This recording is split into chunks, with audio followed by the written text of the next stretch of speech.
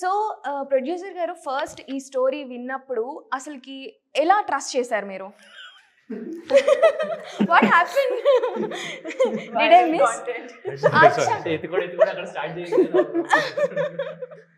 సరే చెప్పండి. I'm really sorry చెప్పండి. ఎలా కథ విన్న తర్వాత నమ్మకం ఎలా వచ్చింది? అంటే కథ అంటే మేము 2.5 years నుంచి అండి మూవీ తీద్దాం అనే ఒక థాట్లో అయితే ఉండే 2023 అండ్ అక్కడ. సో అప్పటి నుంచి he was listening to multiple scripts అండి. అప్పుడు ఒక్క స్క్రిప్ట్ అతనికి నచ్చినాక ఎప్పటి నుంచో తీద్దామని ఒక థాట్ అయితే ఉండే మాకు. సో అతనికి end of day he should like the script because he is acting. Main focus was him. So అతనికి నచ్చితే he brought it to us. ఇట్లా ఉంది స్క్రిప్ట్ చేద్దాం అనుకుంటున్నా అంటే సరే చేద్దాము అని అనుకున్నాము. లేటర్ స్క్రిప్ట్ విని అది ఇది కొంచెం కాన్ఫిడెన్స్ వచ్చింది. అండ్ అబవ్ ఆల్ అతని స్క్రిప్ట్ కన్నా the way he's trying to make the film, build the film was more impactful.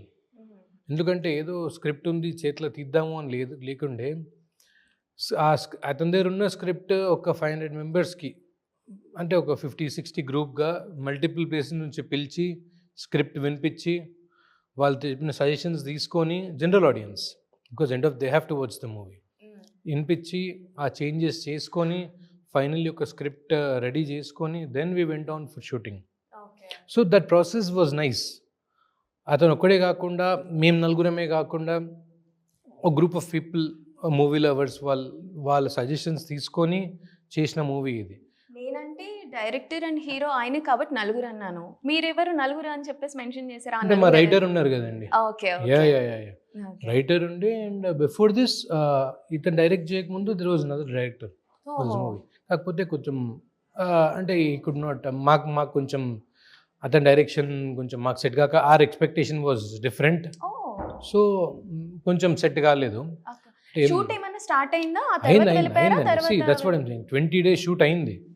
అయినాక ఒకరోజు ఇట్లానే అమలాపురం స్కెడ్యూల్ నుంచి రిటర్న్ ఐ మీన్ ఏదో ఎక్కడో చూసినాం మూవీ. చూసినాక ఎందుకో it was not up to the mark. మేము అనుకున్నట్టుగా రాలేదు. So we did not want to take a chance.